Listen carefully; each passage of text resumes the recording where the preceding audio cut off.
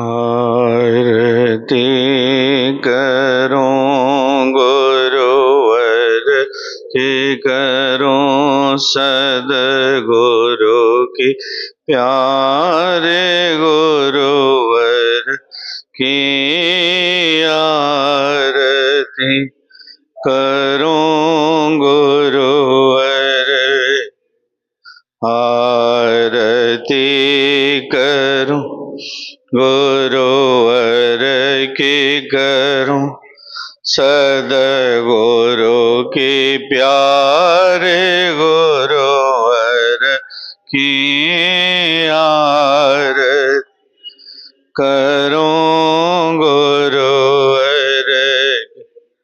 जय गुरुदेव अमलय अविनाशी, ज्ञान रूप अंतर के वासी।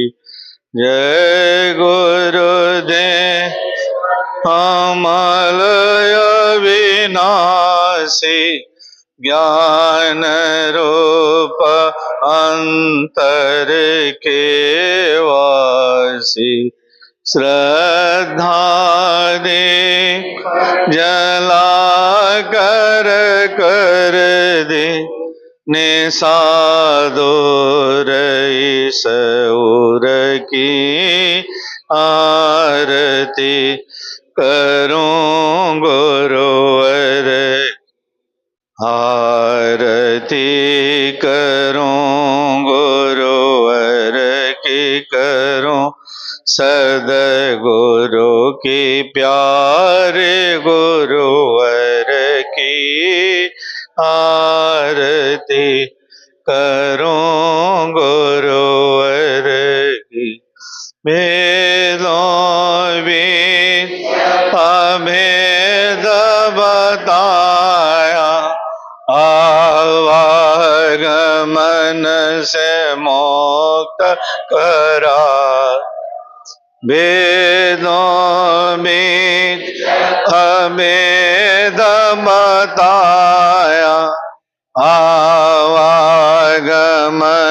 से मुक्त करा। जाने कब से छान रहे थे, खाके सोनो दर दर की आरती करो गुरुवर की, आरती करो गुरुवर की, करो सद्गुरु की, प्यारे गुरुवर की आरती करो गुरुवर की। जब से शरण तुम्हारे आए, अमृत से मीठे फल पाए। जब से शरण तुम्हारे आए, अमृत से मीठे फल पाए।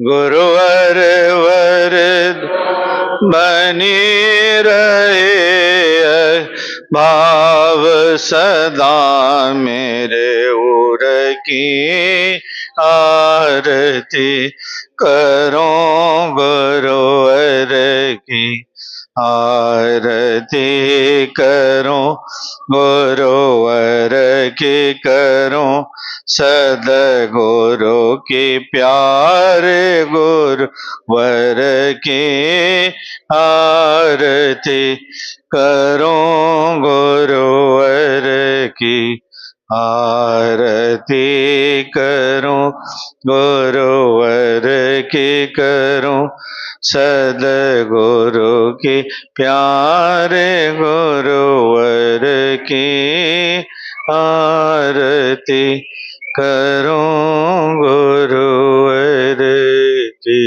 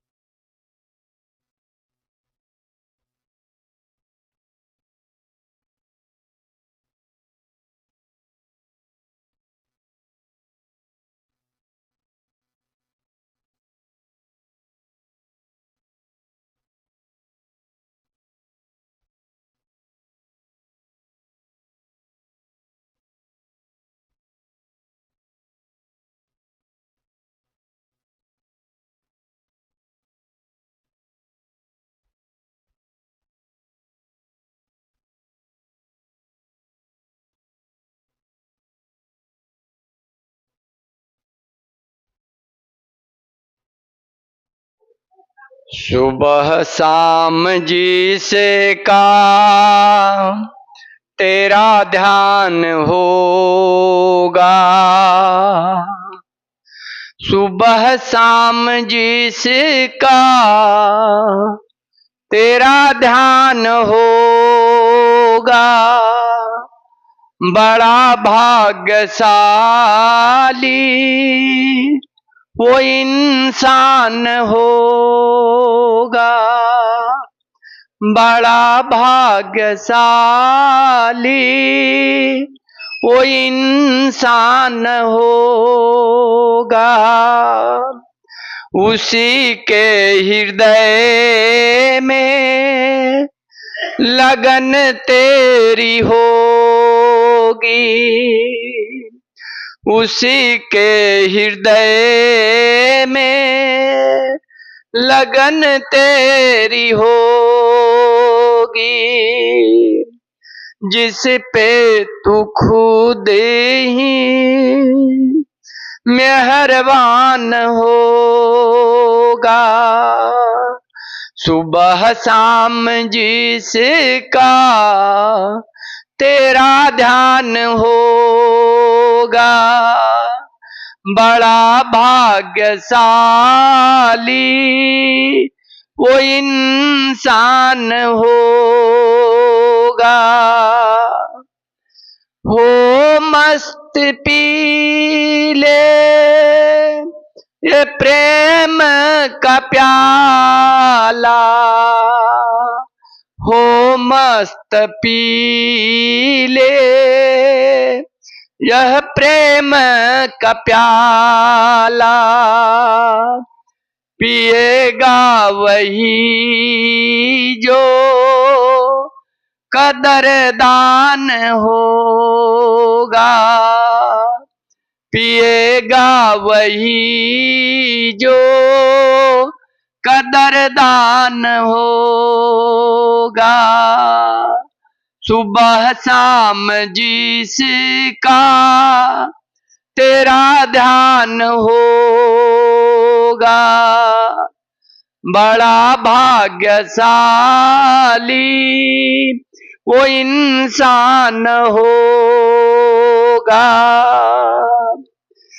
जिसने हृदय से तुमको टटोला, जिसने हृदय से तुमको टटोला, गुमराह हो क्यों हैरान होगा, गुमराह हो क्यों हैरान होगा, सुबह शाम जिसका तेरा ध्यान होगा, बड़ा भाग्यशाली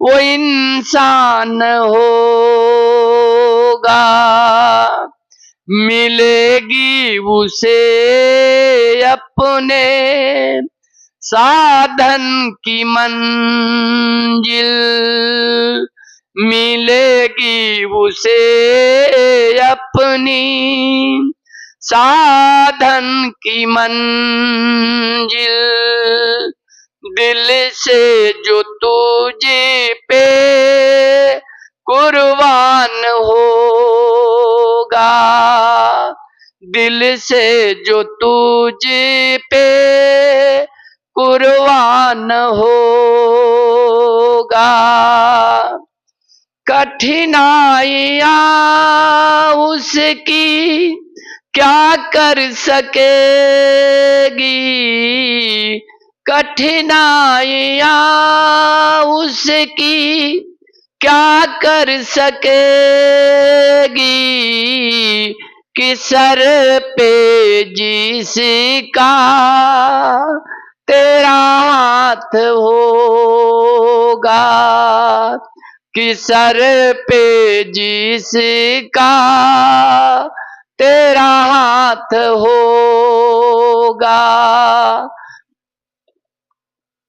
सात दीप नवखंड में गुरु से बड़ा न को,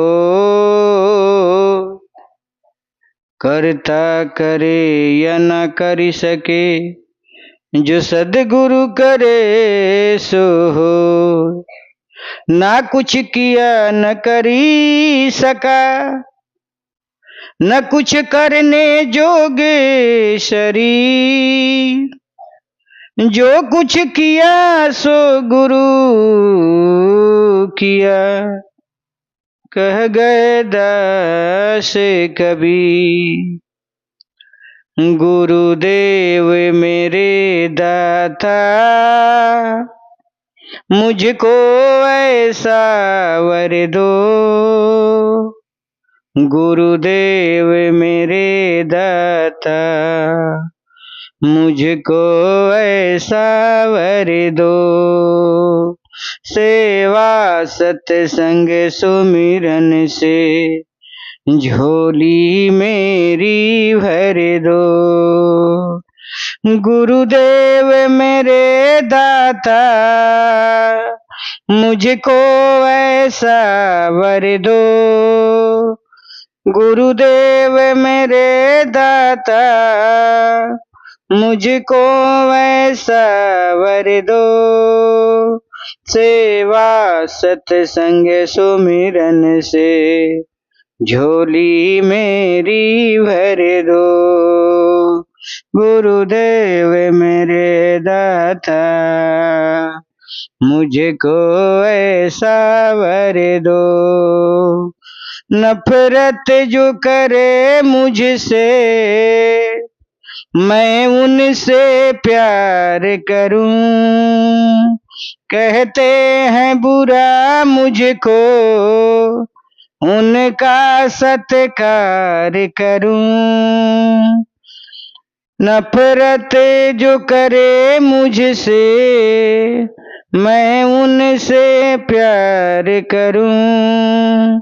कहते हैं बुरा मुझको, उनका सत्कार करूं। नफरत को मिटा करके इस प्यार का रंग भर दो। गुरुदेव मेरे दाता, मुझको ऐसा वर दो।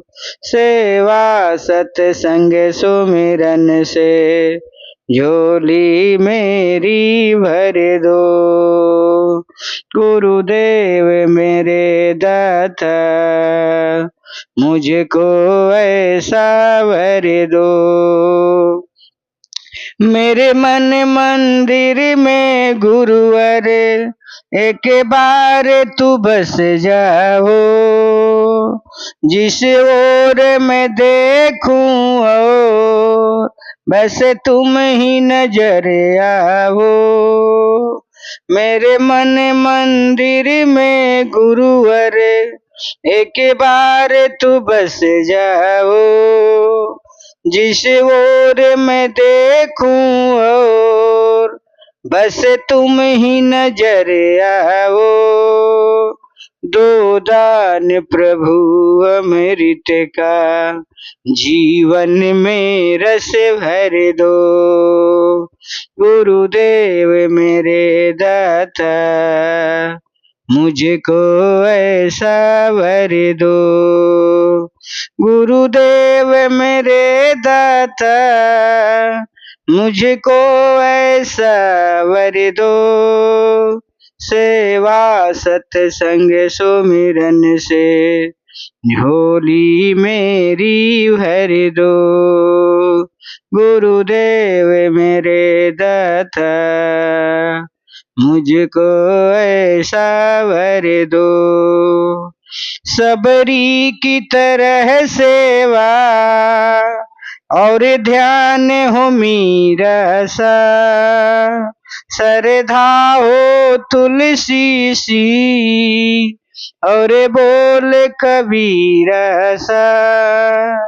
सबरी की तरह सेवा और ध्यान हो मीरा सा, सरधा हो तुलसी सी, और बोल कबीर सा, रहमत नजर से प्रभु जी निहाल मुझे कर दो, सेवा सत्संग सुमिरन से झोली मेरी भर दो।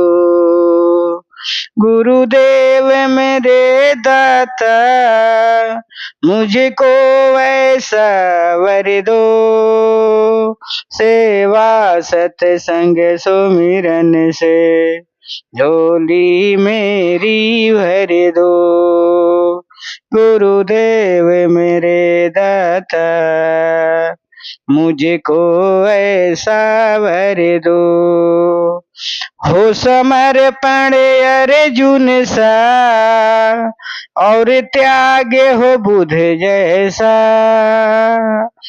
और समर्पण अर्जुन सा, और त्याग हो बुध जैसा, भक्ति हो नरसी, और प्यार विदुर निशा, एक अर्ज यही प्रभु जी गुरुदेव पूरी कर दो, एक अर्ज यही प्रभु जी गुरुदेव पूरी कर दो, सेवा सत्संग सुमिरन से झोली मेरी भर दो।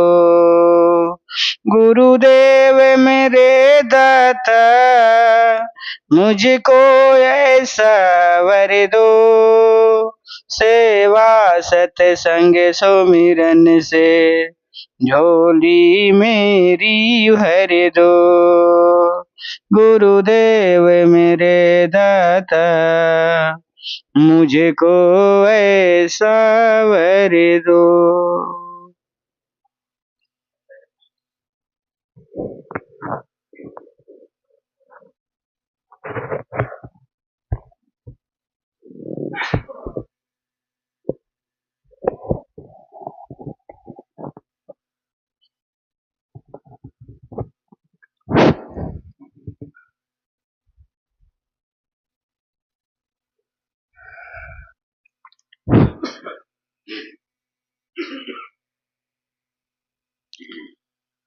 कुछ नहीं बिगड़ेगा तेरा, गुरु शरण आने के बाद। कुछ नहीं बिगड़ेगा तेरा, गुरु शरण आने के बाद। हर खुशी मिल जाएगी तुझे, हर खुशी मिल जाएगी तुझे, चरणों में झुक जाने के बाद। कुछ नहीं बिगड़ेगा तेरा, गुरु शरण आने के बाद। प्रेम के मंजिल के राही कष्ट पाते हैं, मगर प्रेम के मंजिल के राही कष्ट पाते हैं, मगर बीज फलता है सदा, मिट्टी में मिल जाने के बाद कुछ नहीं बिगड़ेगा तेरा, गुरु शरण आने के बाद। हर खुशी मिल जाएगी तुझे, हर खुशी मिल जाएगी तुझे, चरणों में झुक जाने के बाद कुछ नहीं बिगड़ेगा तेरा, गुरु शरण आने के बाद। देख कर काली घटा को है भ्रमर मत हो निराश, देख कर काली घटा को ऐ भ्रमर मत हो निराश। बंद कलियां भी खिलेगी रात ढल जाने के बाद, बंद कलियां भी खिलेगी रात ढल जाने के बाद कुछ नहीं बिगड़ेगा तेरा, गुरु शरण आने के बाद। पूछो उन फूलों से जाकर छाई है कैसे बहार, पूछो उन फूलों से जाके छाई है कैसे बहार। कब तलक के कांटों पे सोया डाल पर आने के बाद कुछ नहीं बिगड़ेगा तेरा, गुरु शरण आने के बाद। हर खुशी मिल जाएगी तुझे, चरणों में झुक जाने के बाद कुछ नहीं बिगड़ेगा तेरा, गुरु शरण आने के बाद। जब तलक है भेद मन में कुछ नहीं कर पाएगा, जब तलक है भेद मन में कुछ नहीं कर पाएगा, रंग लाएगा ये साधन, भेद मिट जाने के बाद कुछ नहीं बिगड़ेगा तेरा, गुरु शरण आने के बाद। हरे खुशी मिल जाएगी तुझे, हरे खुशी मिल जाएगी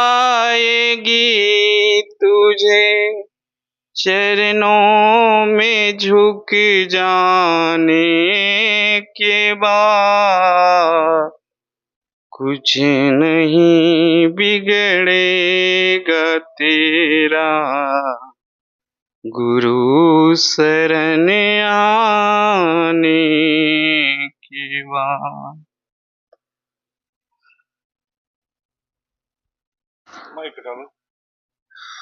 सात समुद्र की मसी करो, लेखनी सब बन राई, धरती सब कागज करो, गुरुगुण लिखा न जाए। ऐसे परम समर्थ गुरु महाराज के चरणों में बारंबार प्रणाम है। एवं करुणामयी दया के सागर माता जी के चरणों में भी बारंबार प्रणाम है। एवं इस दिव्य चेतना सत्संग के एकल आचार्य परम पूज्य भैया जी के चरणों में भी बारंबार प्रणाम है।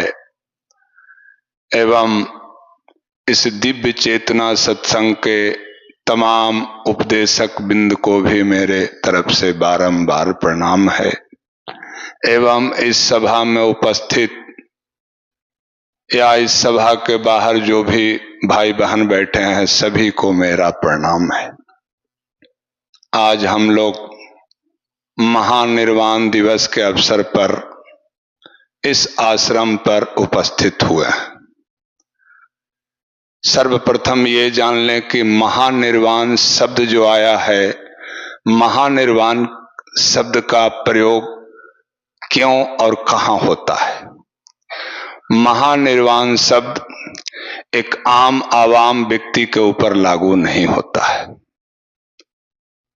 महानिर्वाण का मतलब होता है कि जो व्यक्ति को इस धराधाम पर कभी वापस नहीं लौटना पड़े, मुक्त हो गया है वो व्यक्ति, कभी वापस नहीं आएगा इस धराधाम पे। और अगर कभी आना होगा तो परमात्मा के विशेष बुलावा पर आना होगा और परमात्मा का ही कार्य करना होगा। उस अवसर पर हम लोग उपस्थित हुए हैं। इसी प्रकार की एक सभा लगी हुई थी। कुछ भक्त जिज्ञासु गुरु महाराज से क्वेश्चन किए कि सरकार, ऐसा सुनने में आता है कि भक्त गुरु को खोजते हैं, क्या ये सत्य है या गुरु भक्त को खोजते हैं। कथानक में भी ऐसा आता है कि एक भक्त गुरु को खोजते खोजते काफी परेशान हो के कितना कुछ बिता दिया, क्या ये सत्य है। गुरु महाराज ने जवाब दिया कि हाँ, दोनों सत्य है। गुरु भी भक्त को खोजते हैं और भक्त भी गुरु को खोजते हैं, पर दोनों में अंतर है। इसलिए कि गुरु और भक्त की बात है तो बहुत कम ही ऐसे गुरु होते हैं जो शिष्य को खोजते हैं। उसका सबसे बड़ा कारण है कि जब गुरु पद पे आसीन व्यक्ति हो जाता है तब तो सही है, पर गुरुता जब तक आती नहीं है, गुरु जो हम लोग गुरु की बात करते हैं, समर्थ गुरु की बात करते हैं, जब समर्थ गुरु में पावर आ जाता है उस दिन शिष्य नहीं दिखाई पड़ता है। जब तक गुरु के अंदर में गुरु की जो शक्ति पावर चाहिए, जब तक वो नहीं था तब तक बहुत तेरे शिष्य नजर आ रहे थे। और जैसा कि गुरु महाराज बताते हैं कि इसके पहले वो सिर्फ वक्ता होते हैं, गुरु नहीं हो सकते हैं। वो वक्ता होते हैं और बाकी लोग श्रोता होते हैं। गुरु के पास जब समर्थता भरपूर आ जाती है, उस दिन शिष्य की खोज में गुरु बेचैन हो जाता है। और बेचैनी का कारण है कि जब उसके अंदर में सत्य का भरपूर भंडार भर जाता है तो रखने में बेचैनी हो जाती है। ऐसा प्रतीत होता है कि इसे कहां हम डालें। पात्र की बहुत अभाव हो जाती है। पात्रता न मिलने के कारण उस स्थिति में गुरु बेचैन होके और शिष्य को खोजते चलता है। काश कोई शिष्य मिलता जिसे मैं अपनी दौलत दे देता।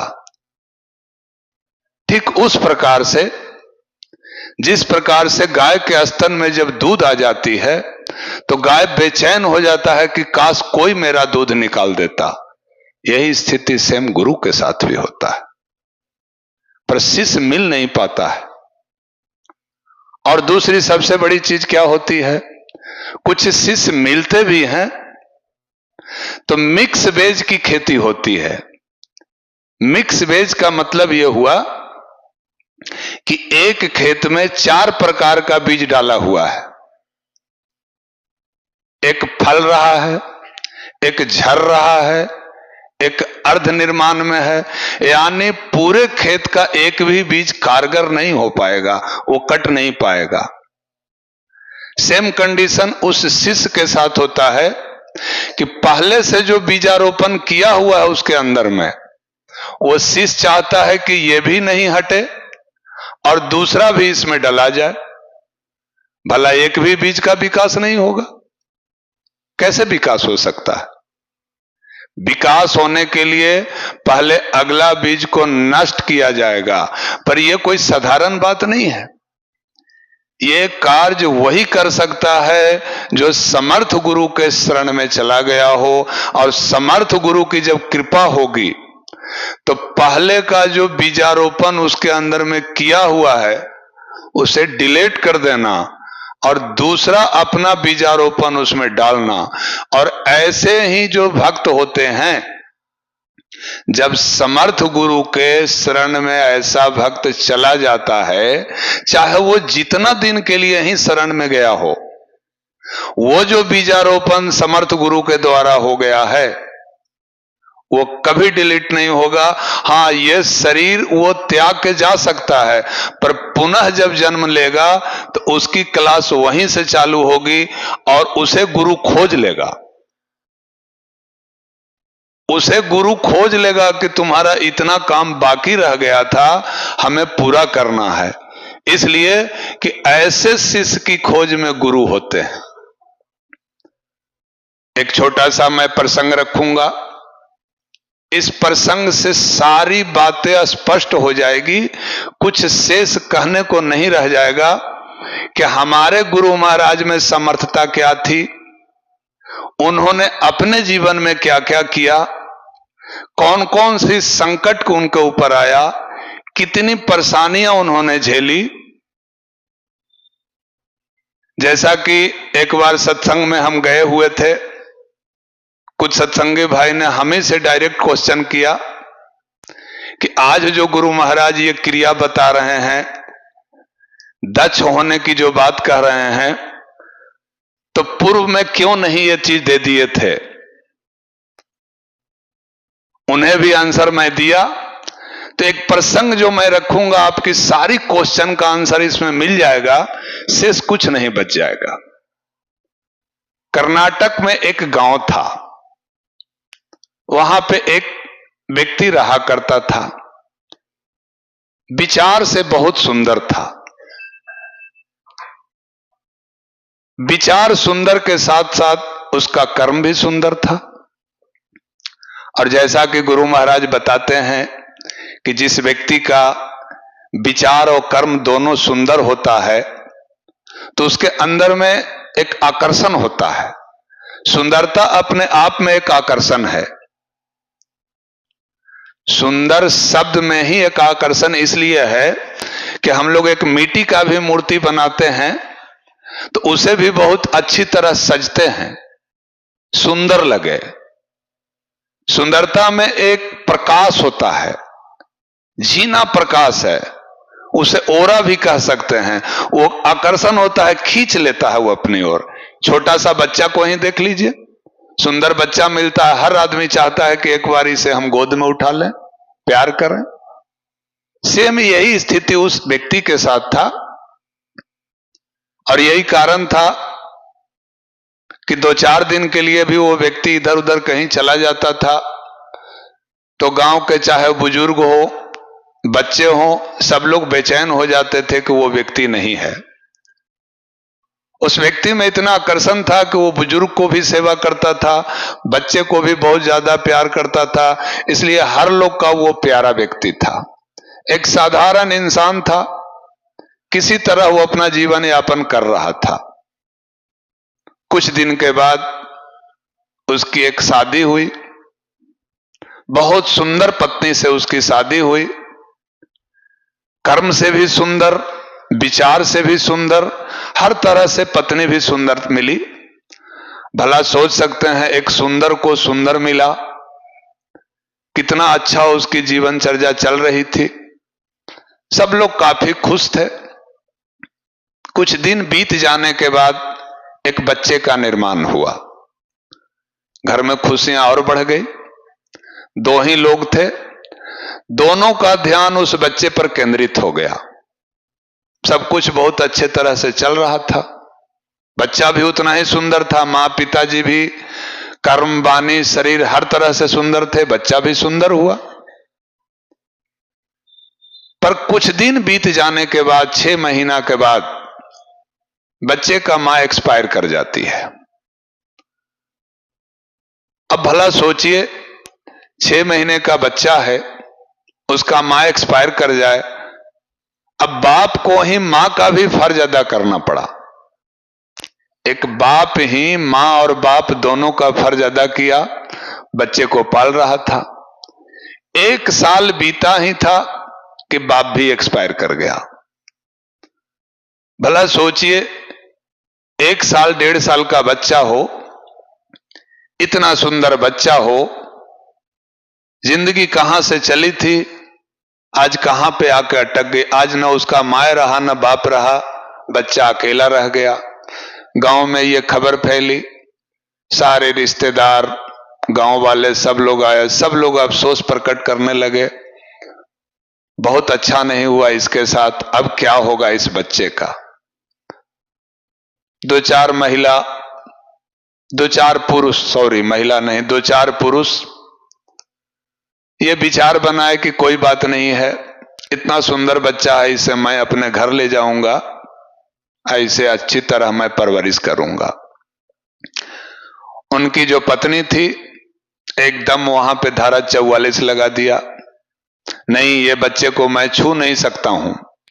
ये कितना बच्चा कुकर्म किया होगा कि 1 साल के पहले ही माँ और बाप दोनों को खा गया। ऐसे बच्चे को हम अपने घर में ले जाएंगे? कभी नहीं ले जाएंगे। कहा जाता है ना कि जब निगेटिव पावर जब अपना शक्ति प्रदान करता है तो पॉजिटिव को भी दबा देता है। उसे आप ऐसे समझ लें कि जैसे आज ठंडी का मौसम है, कुछ भाई लोग इस कारण से भी घर पे रुक गए होंगे कि अरे बाप बहुत ज्यादा ठंड है, और एक बार जैसे ही निगेटिव उसके अंदर में आया होगा कि बहुत ठंड है, इस ठंड में सत्संग में जाना ठीक नहीं है, तो उसका जो ऊपर से निगेटिव है वो पावर पॉजिटिव को दाब दिया, वो व्यक्ति घर में रह गया होगा। क्या सब सत्संग में आने वाले को सबको ठंडा मार दिया जो ये आश्रम पर आए? इसलिए निगेटिव पावर ज्यादा बढ़ गया। हालात ऐसी बनी कि वो बच्चे को सब छोड़ के बारी बारी से, जो भी लोग सोचा भी था कि बच्चे को ले जाएंगे, तो निगेटिव पावर सोख लिया पॉजिटिव को, और सब लोग बारी बारी से घर चले गए। कुछ दिन से उस गांव के साइड में एक सरकारी जमीन में एक साधु बाबा कुटिया लगा के रहा करते थे। ये जो बच्चे का बाप था वो पूर्व में उस बाबा के पास जाया करता था, उनसे भी मित्रता थी, बाबा भी इसे बहुत मानते थे, बाबा को ये भी मानता था। साधु बाबा को कान में यह आवाज गया कि इस गांव में इस प्रकार की घटना घटी है, एक साल भर का बच्चा है, उसे कोई ले जाने के लिए तैयार नहीं है। एकदम से साधु जी गए, उस बच्चे को गोद में उठाए और लेके अपने झोपड़ी में आ गए। जब वो झोपड़ी में लेके आ गए तो वहां पर के जितने भी रिश्तेदार गांव वाले थे वो सब ये अफसोस कर रहे हैं कि हाँ, ये साधु बाबा कहाँ का अजनबी आदमी आया और इस बच्चे को लेके चला गया। ये काम तो हम लोग को करना चाहिए था, जो काम साधु बाबा कर दिया। यही हम लोग के साथ भी होता है। समय बीत जाने के बाद हम लोग सिर्फ अफसोस करते हैं और कुछ नहीं करते हैं। समय चला गया, अफसोस करते रहिए। साधु बाबा उस बच्चे को ले लाए, आराम से भरण पोषण उसका कर रहे थे। धीरे धीरे बच्चा बड़ा होता जा रहा था। उसको धीरे धीरे अपना सारी कुछ उसको पूजा पाठ सिखला रहे थे। धीरे धीरे धीरे सब कुछ में उसको तालीम करते जा रहे थे। बाद में आध्यात्मिक सांसारिक सारी विद्या दे के उसे ट्रेंड कर रहे थे। बच्चा सियाना हो गया, बड़ा हो गया। साधु बाबा को ऐसा लगा कि अब मैं मुक्त हो जाऊंगा, अब मैं जिम्मेवारी से इसलिए मुक्त हो जाऊंगा कि इसकी जहां तक से पढ़ाई छूटी थी मैं वहां से इसे स्टार्ट करके अब मैं पूर्ण कर दूंगा। साधु बाबा बोले ऐसा है, आज तुम मेरे सामने बैठो, मैं तुम्हारी साधना देखना चाहता हूं कि तुम साधना कहां तक पहुंचे हो।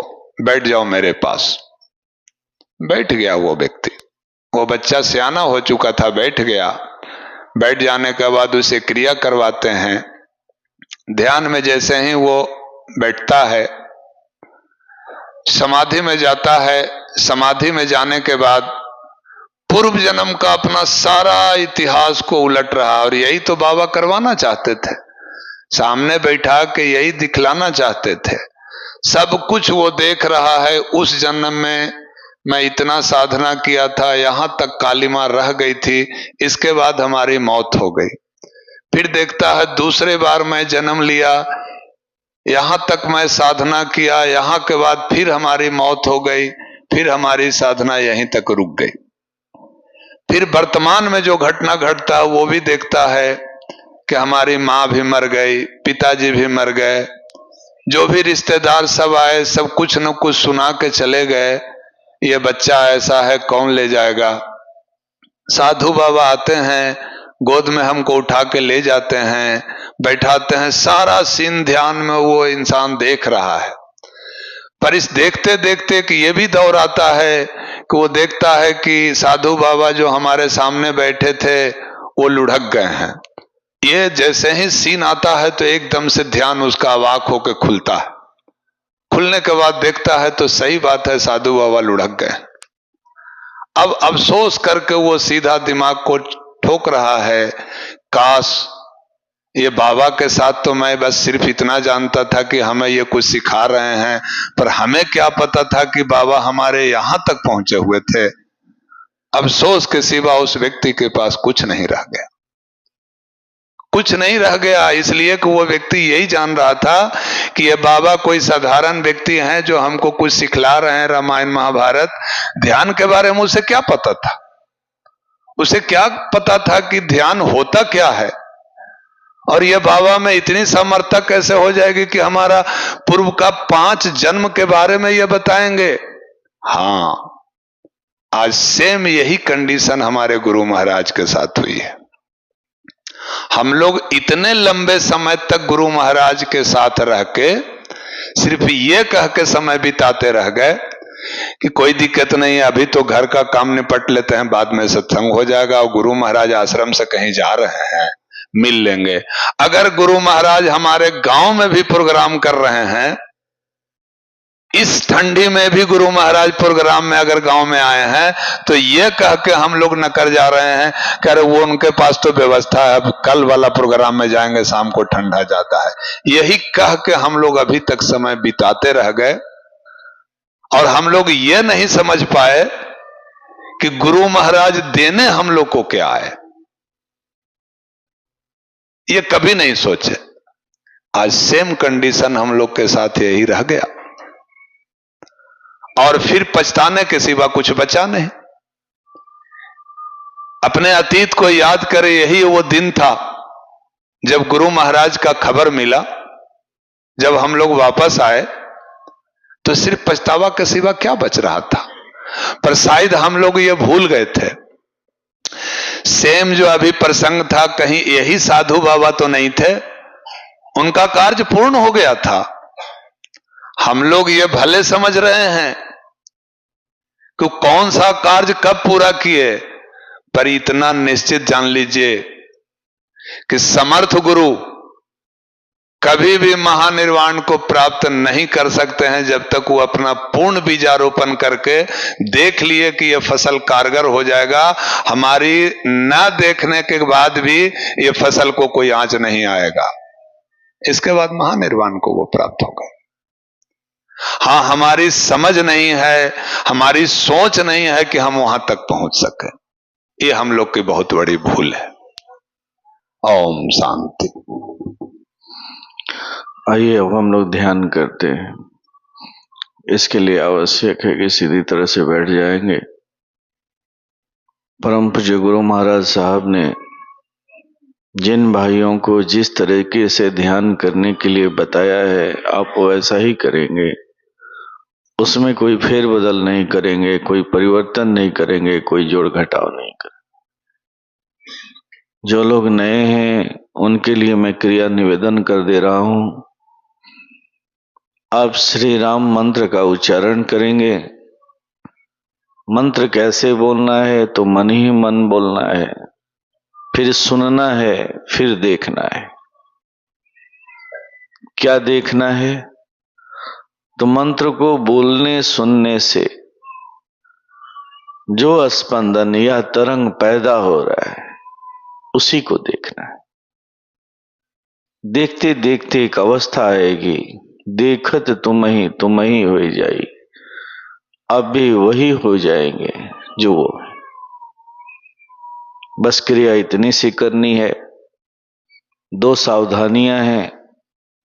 पहली सावधानी है कि इस क्रम में कोई कल्पना नहीं करना है, कोई अनुमान नहीं लगाना है। दूसरी सावधानी है, मंत्र को लगातार नहीं बोलना है। जब भी बोलना है तो 15 सेकंड कम से कम अंतराल रख के बोलना है, ताकि सुनने और देखने की क्रिया कर सके। यही मुख्य है। जैसे ही मंत्र बोला, थोड़ा सा ठहर गए। बोलेंगे तो अंतःकरण में वो सुनाई देगा ही देगा, और थोड़ा सा ठहर गए, गौर करने लगे कि क्या हो रहा है। बस जो कुछ भी हो रहा है उसे ही देखना है। यहां कोई जोड़ घटाव नहीं करना है, कोई कल्पना नहीं करना है। इस तरह से 3 से 4 बार मंत्र का उच्चारण करेंगे। किसी किसी साधक को 3 से 4 बार बोलते बोलते वो अवस्था आने लगती है, खोने की अवस्था। कुछ लोगों को देर से आती है, तो वो लोग मंत्र को दोहराते रहेंगे। 5 बार, 6 बार, 7 बार भी जरूरत पड़ सकती है। जिसकी जैसी प्रकृति होती है वैसा होता है, लेकिन जो मुख्य क्रिया है वो यही है कि मंत्र को जब भी बोले तो 15 सेकंड के अंतराल के बाद बोले, और फिर देखने और सुनने की क्रिया करें। इसके पहले गुरु वंदना होगी। जैसे ही गुरु वंदना समाप्त हो जाए, मौन होकर के हम लोग इस ध्यान की क्रिया को करेंगे। फिर जब आदेश हो तो ध्यान तोड़ेंगे।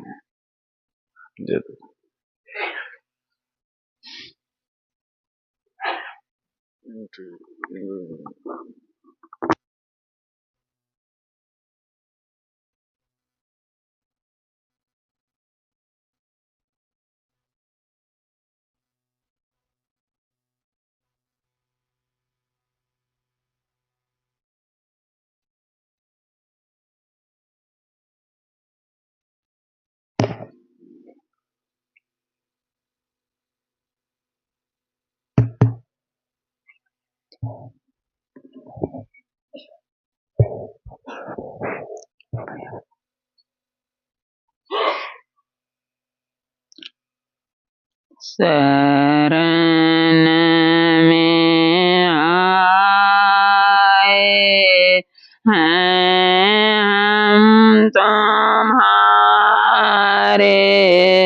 दया करो हे दयालु भगवान। शरण में आए हैं हम तुम्हारे, दया करो हे दयालु भगवान। सुधारो बिगड़ी दशा हमारी, दया करो हे दयालु भगवान। शरण में आए हैं हम तुम्हारे, दया करो हे दयालु भगवान। नाम में बल नाम में शक्ति, नाम में साधन, नाम में भक्ति। नाम में बल नाम में शक्ति, नाम में साधन, नाम में भक्ति। तुम्हारे दर के हैं हम भिखारी, दया करो हे दयालु भगवान। शरण में आए हैं हम तुम्हारे, दया करो हे दयालु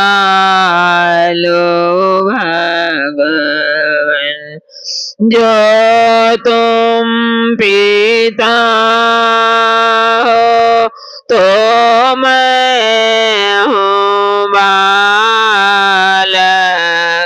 जो तुम हो स्वामी तो मैं हूँ सेवक। जो तुम पिता हो तो मैं हूँ बालक, जो तुम हो स्वामी तो मैं हूँ सेवक। जो तुम हो ठाकुर तो मैं पुजारी,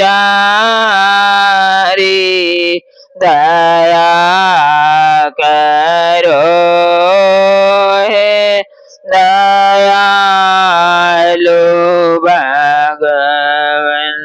शरण में आए हैं हम तुम्हारे, दया करो हे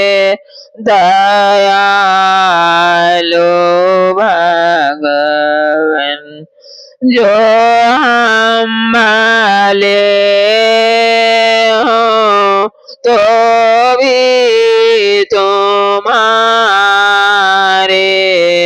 जो हम बुरे हो तो भी तुम्हारे,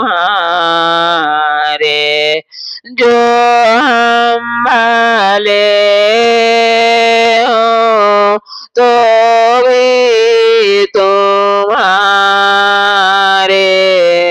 जो हम बुरे हो तो भी तुम्हारे, तुम्हारे होकर रहें भिखारी, दया करो हे दयालु भगवन, शरण में आए हैं हम तुम्हारे, दया करो हे दयालु भगवन, सुधारो बिगड़ी दशा हमारी, दया करो हे दयालु भगवन।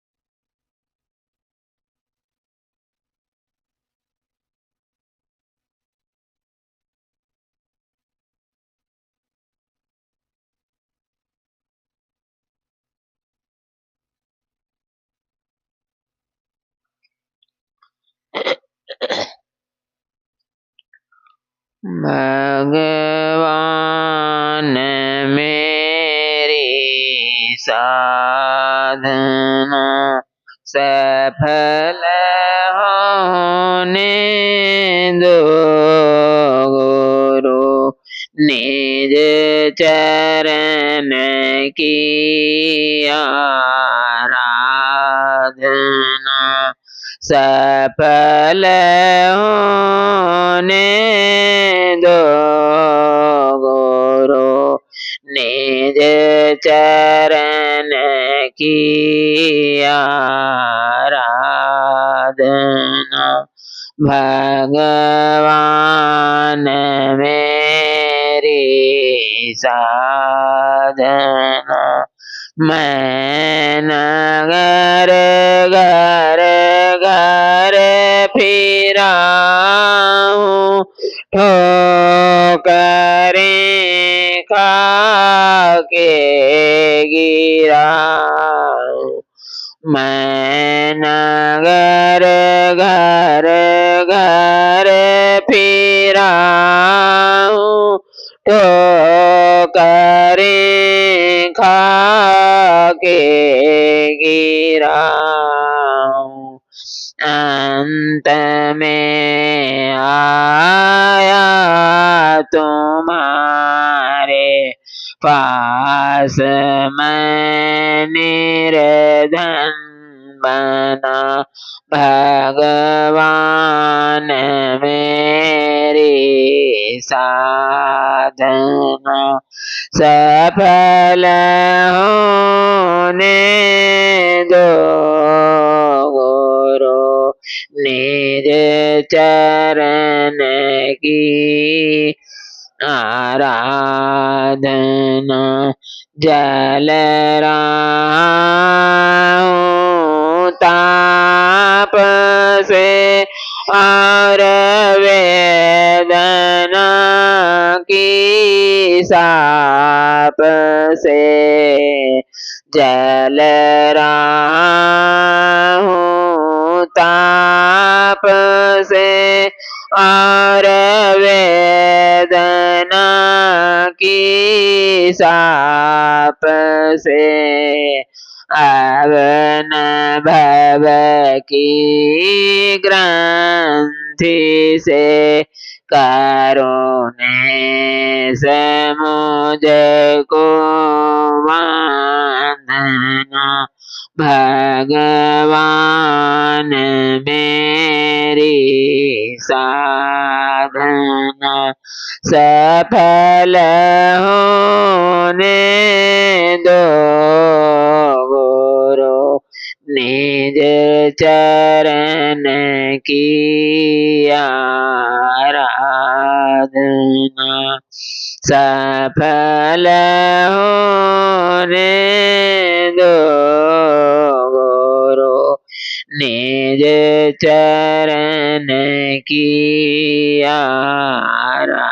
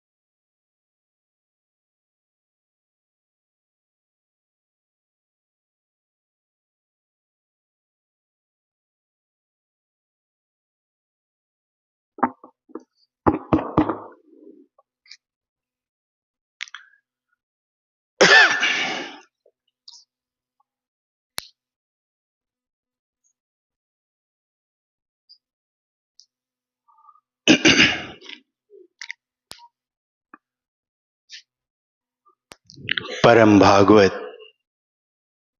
परम हृदय, पूज्य श्री गुरुदेव भगवान एवं पूज्य गुरु मां के पावन श्री चरणों में कोटि कोटि प्रणाम तथा हम सबके ज्येष्ठ भ्राता एवं इस मिशन के अग्रधार आचार्य श्री भैया जी एवं इस दिव्य चेतना सत्संग परिवार के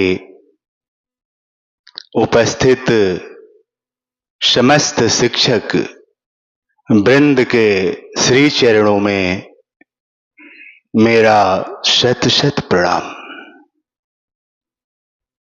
तथा सभा में उपस्थित सभी अध्यात्म जिज्ञासुओं को मेरा यथा योग्य प्रणाम। यह सभा परम आराध्य पूज्य श्री गुरुदेव भगवान की है, उनकी उपस्थिति है। हे प्रभु, मैं सिर्फ आपका हूं, क्यों हूं नहीं जानता। आप अपना माने या न माने ये तो आपकी मर्जी है।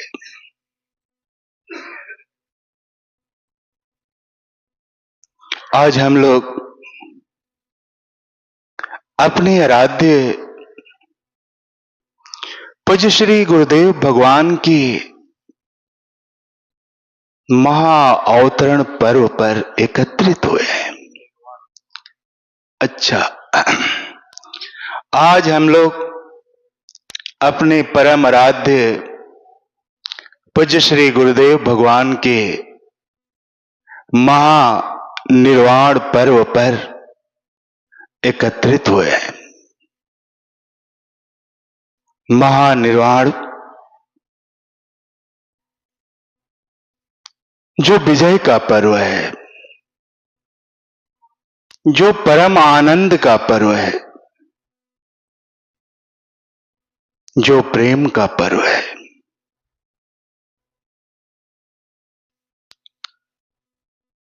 और हम सब इसी महायात्रा पर निकले भी हैं। इससे आगे और कोई पर्व हो ही नहीं सकता। महात्मा कबीर साहब कहते हैं कि जा मरने से जग डरे, मोह बड़ा आनंद, कब मरियो कब पायो पूर्ण परमानंद।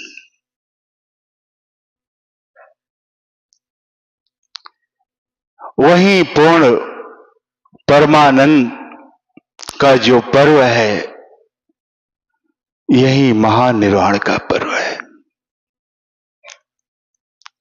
इसी मृत्यु के लिए हम तरसते हैं, पर मरना और जन्मना किसकी होती है? मरना और जन्मना तो भ्रम से ग्रसित भ्रमित की ही होती है। भ्रम की नहीं हो पाती।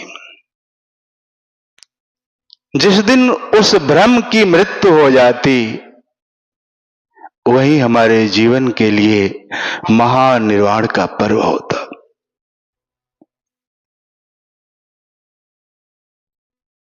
भ्रम में हम जीते हैं,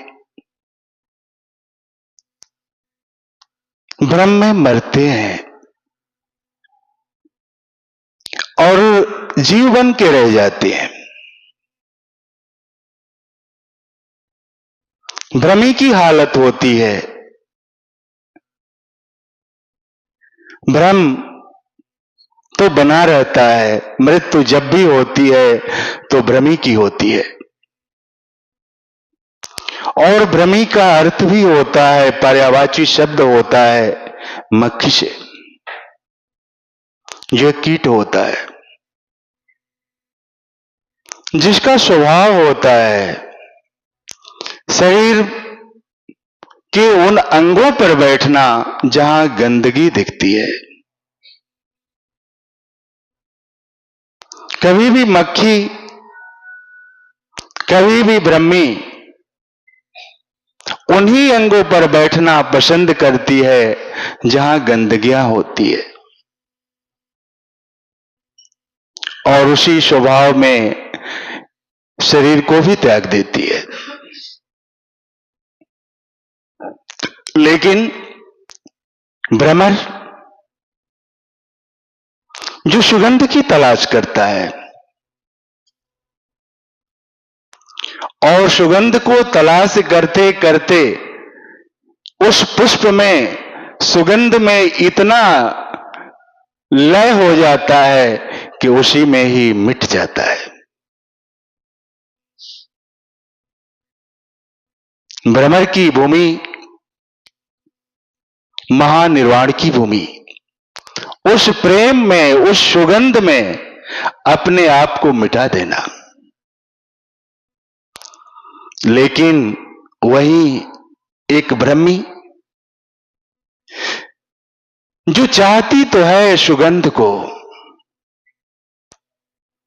लेकिन दुर्गंध को ही सुगंध मान बैठी है। इसीलिए उसकी भ्रम की मृत्यु नहीं हो पाती है,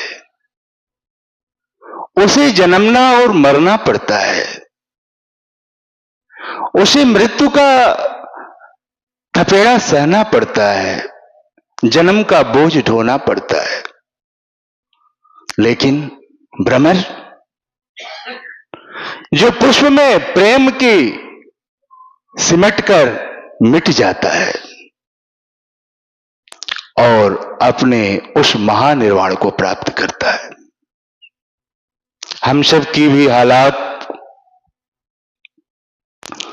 उसी मक्खी की भांति है जो भ्रमी है, जो भ्रम में जीते हैं, जो सत्य नहीं है फिर भी इस असत्य को सत्य मान लिए हैं।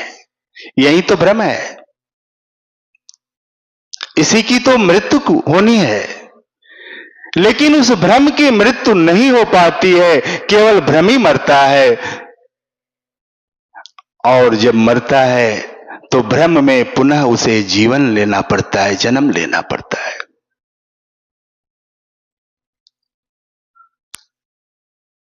आवश्यकता है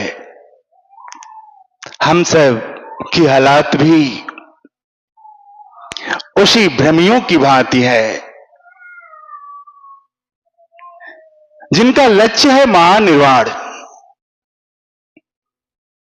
पर जीवन और मृत्यु के थपेड़े को सहना पड़ रहा है।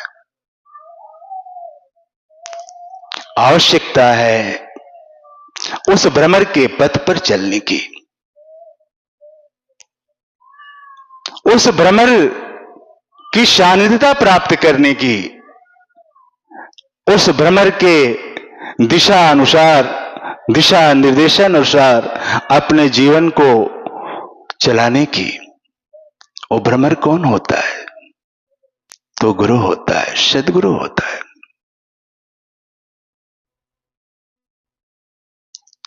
और हमें खोज करनी होती है। खोजते खोजते जब द्रवही दीन दयालु साधु संगत पाइए, जब परमात्मा की अहत की कृपा होती है तो जीवन में गुरु का अवतरण होता है। गुरु का अवतरण होने के बाद भी उनके बताए हुए पथ पर चलने के बाद भी अगर हम चलने का प्रयास करते हैं, गुरु द्वारा बताई हुई साधना को करने का अभ्यास करते हैं। हम तो बैठते हैं साधना में, लेकिन कहीं हम बाजार में घूम रहे हैं। बाहर तो बैठे हैं साधना में, लेकिन भीतर से बाजार में घूम रहे हैं। हम चाहते हैं गुरु के बताए हुए साधना को करना, सही पथ पर चलना, लेकिन मेरा भीतर मेरा साथ नहीं देता है। बार बार प्रार्थना करते हैं कि प्रभु दशा हृदय नहीं आवत। वो दशा हृदय में नहीं आ रही है जो हम खुद चाहते हैं। कारण क्या है? कारण यही है कि बाहर से हम कुछ और हैं, भीतर से कुछ और हैं। कभी भी हम अपने भीतर को झांके नहीं हैं।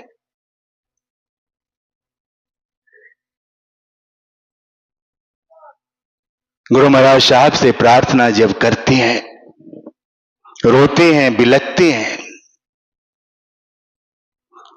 एक करुणा भरी निगाह जब पड़ती है, तो हमें अपने अंतर में ले जाते हैं। जब अंतर में ले जाते हैं,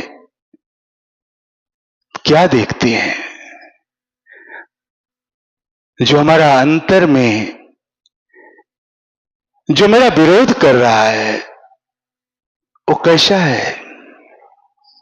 तो एक बच्चे की भांति है।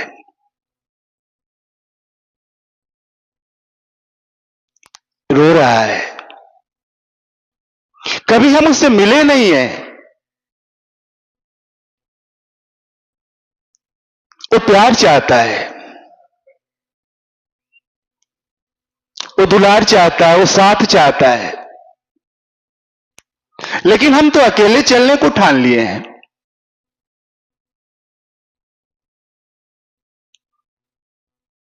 जब उसके पास जाते हैं, मुंह फेर लेता है।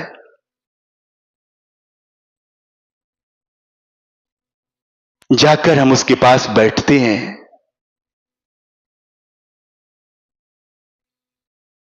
उससे बात करना चाहते हैं, वो हमसे नाराज दिखता है। जब उसके चेहरे को देखते हैं तो ठीक कैसा लगता है? तो अपने जैसा ही लगता है,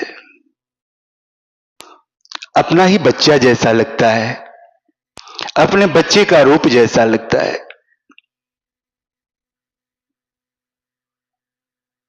बहुत दिन से बिछड़ा हुआ है,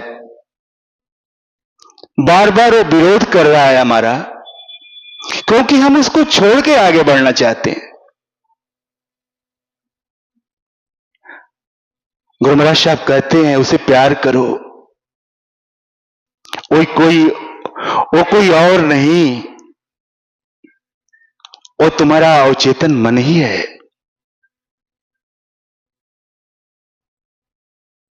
जो पहले हम अकेले चलने का प्रयास करते थे, अकेले साधना करने का अभ्यास करते थे, अब उसके पास जाते हैं,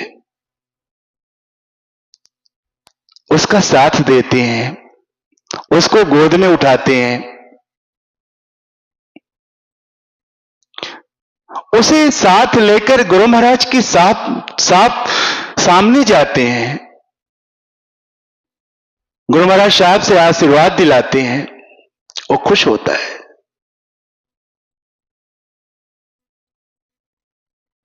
वो बच्चा होता है, वो छल कपट नहीं जानता है। उसे जो समझा दिया जाता है उस पकड़ लेता है। लेकिन जब हम उसे अपने साथ लेकर गुरु महाराज के पास जाते हैं, जब गुरु महाराज साहब का आशीष पाता है, वो भी प्रसन्नचित हो जाता है, वो समझने के लिए तैयार हो जाता है।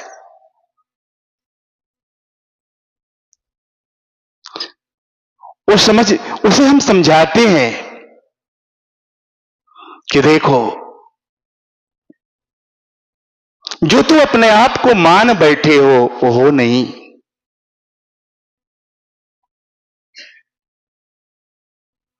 क्योंकि मन का अर्थ ही होता है मान लेना, जो यथार्थ में नहीं होता है। अपने को मान लिया है, मैं ये हूं, मैं दुखी हूं,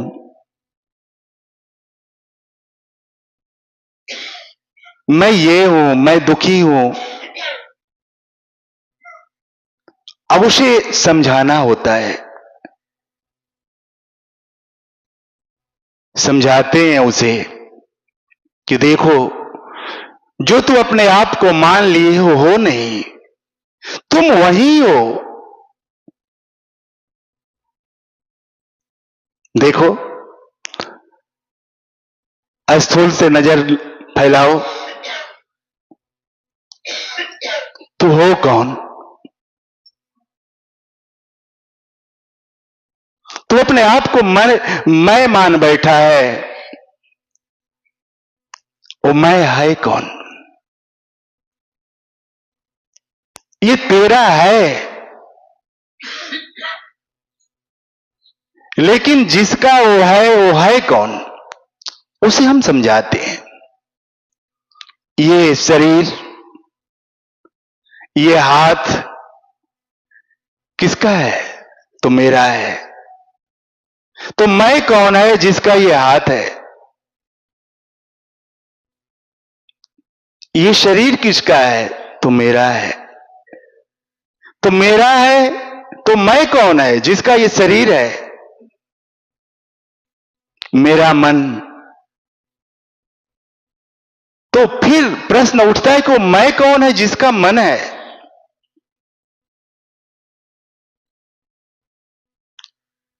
तो ये आत्मा का है। तो ये आत्मा कौन है? आत्मा किसकी है? उस परमात्मा की।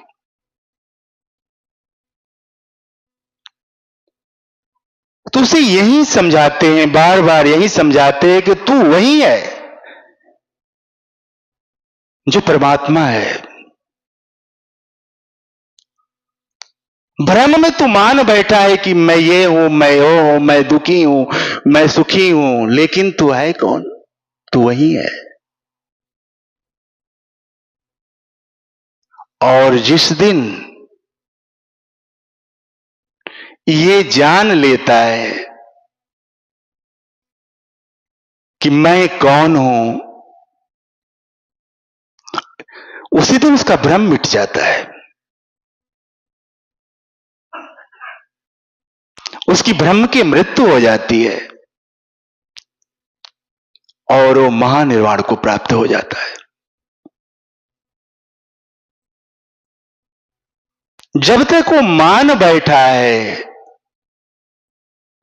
कि मैं ये हूं, मैं अमीर हूं, मैं गरीब हूं, मैं दुखी हूं, मैं सुखी हूं, जब तक उस मैं को मान बैठा है, एक मन को धारण कर लिया है। मन का अर्थ ही होता है मान लेना।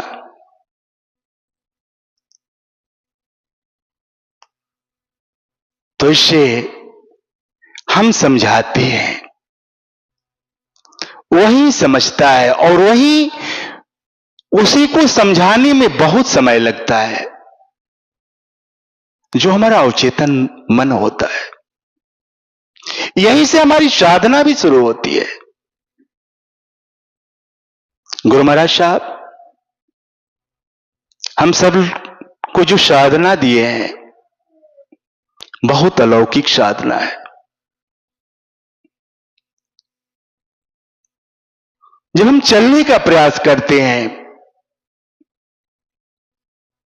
जब हम हैंग होते हैं, गुरु मंत्र का सहारा लेकर जब हम हैंग होते हैं, आनंद में होते हैं, शांति में होते हैं, वहां हम होते हैं। ये हमारी चेतना की तीसरी भूमि है। परमाराध्य कहते हैं कि यही हमारी चेतना की तीसरी भूमि है, जिसे अधिचेतना कहते हैं। पर साधना हमारी शुरू होती है चेतना की दूसरी भूमि और चेतन मन से ही। लेकिन उस शांति में, उस आनंद में रहते रहते पता नहीं कब हम खो गए और खोए रह गए। यही हमारी चेतना की अंतिम भूमि है, अति चेतना, जिसे दिव्य चेतना भी गुरु जी कहते हैं। जाने अनजाने हम रोज इस भूमि में जाते हैं। गुरु महाराज साहब हम सबको उस महानिर्वाण पर्व की झलक रोज दिखलाते हैं इस साधना के माध्यम से, अपनी हर चेतनाओं का बोध कराते हैं, भले वहां ठहरे या न ठहरे, लेकिन ये अभ्यास हम लोगों का रोज कराते रहते हैं।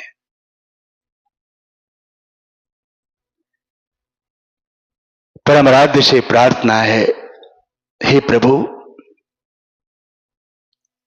हम लोग अपने आप को जो मान बैठे हैं,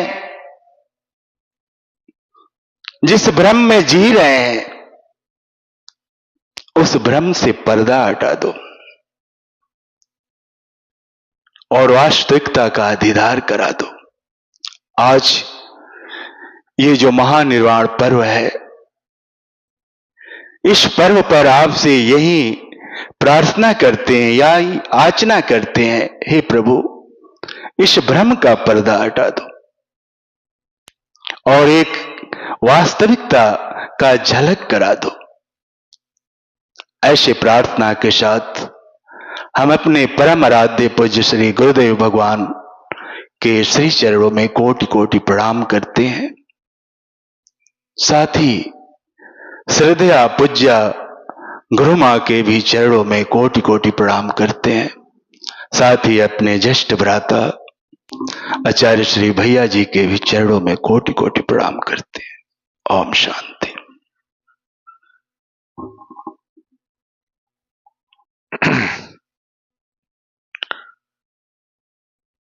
कुछ नैवेद्य सामग्रियां लेकर के हम सब यहाँ इकट्ठा हुए हैं। आइए प्रभु से प्रार्थना करें कि हे प्रभु,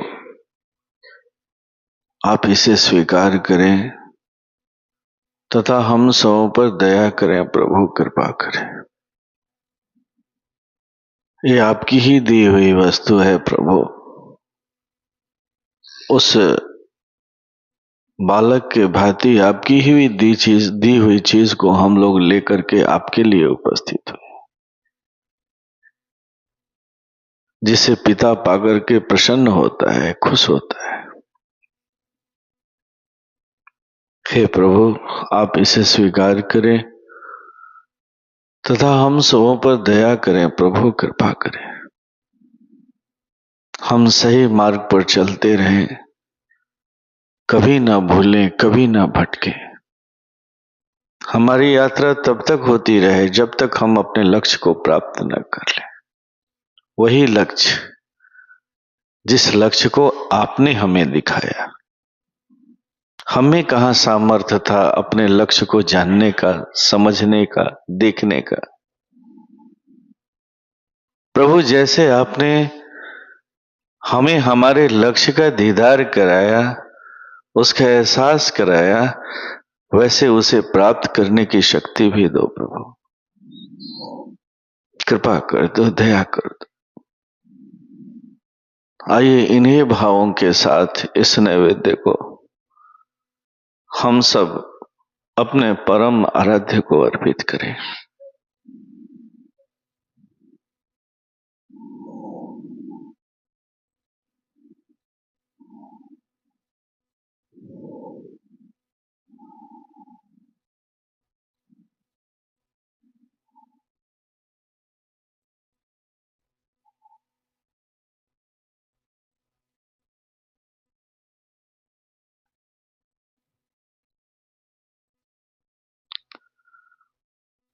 बस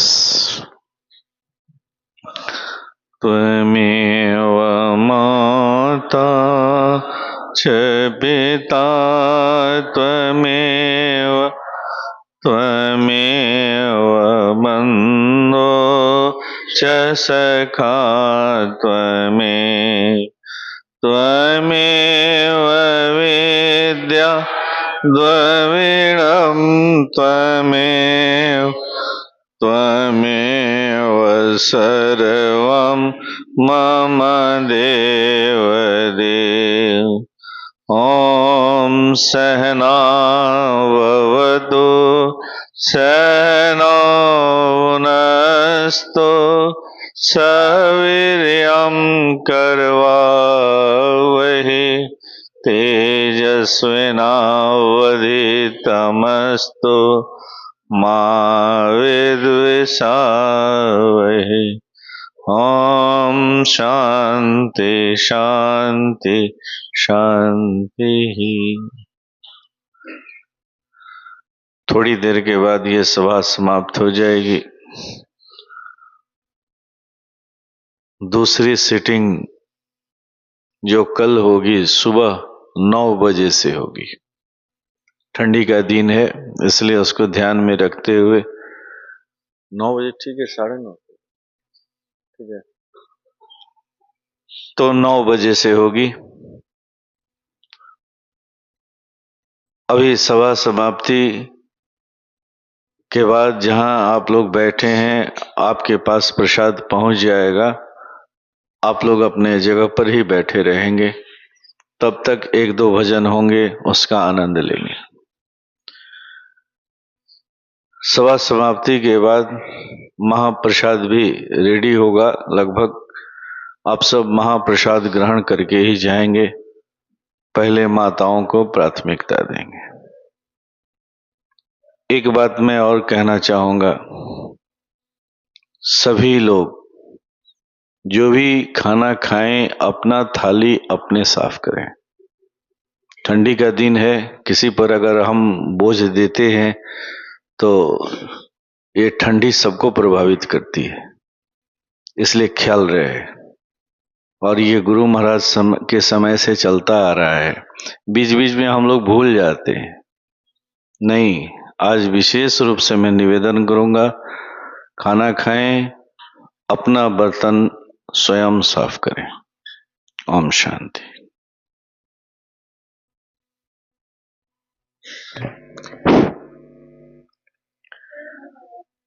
मुझे दास बना कर रख लेना, गुरुदेव तू अपने चरणों में। मुझे दास बना कर रख लेना, गुरुदेव तू अपने चरणों में।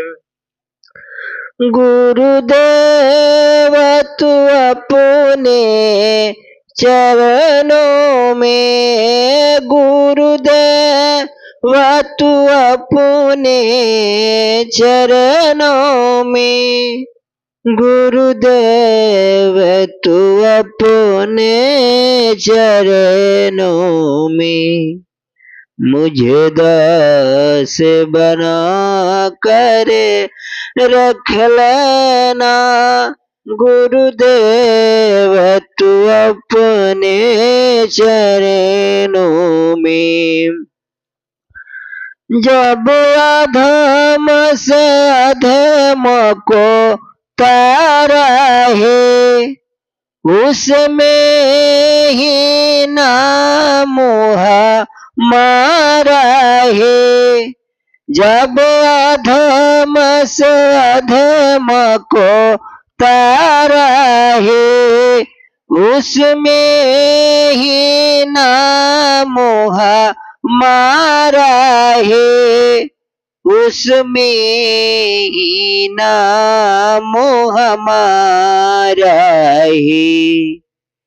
मुझे भाग्य समझ के रख लेना, मुझे भाग्य समझ के रख लेना।